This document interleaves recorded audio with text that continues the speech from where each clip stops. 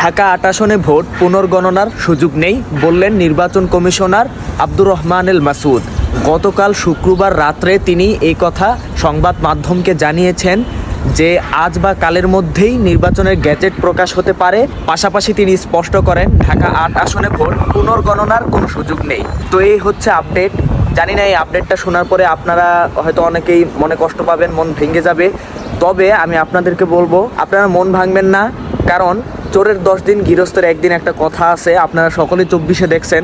আপনাদের যদি এটা নিয়ে কোনো মত থাকে অবশ্যই কমেন্টে বলে যাবেন, এবং আপনাদেরকে বলবো যে আপনারা সবাই এত হই হুল্লোড় না করে আমরা যুক্তিমূলক আলোচনা করতে হবে, আমাদেরকে গঠনমূলক আলোচনা করতে হবে। আমরাও যদি কাদা ছোড়াছুড়ি করি তাহলে এই বিষয়টা হইল না ভাই। আমাদের সবাইকে তুমুল যোগ্যতা অর্জন করতে হবে, শহীদ ওসমান হাদি ভাই বলে গিয়েছিল। তাই গঠনমূলক আলোচনার মাধ্যমে সমালোচনা করতে হবে। আপনারা সকলেই জানেন গতকাল রাত্রে 11 দলীয় ঐক্যজোট একসাথে হয়ে এই বিষয়গুলো নিয়ে কথা বলেছিল, আমি লাইভও দিয়েছিলাম। তো তারপরেই কিন্তু নির্বাচন কমিশনার এই মন্তব্যগুলো করেছেন।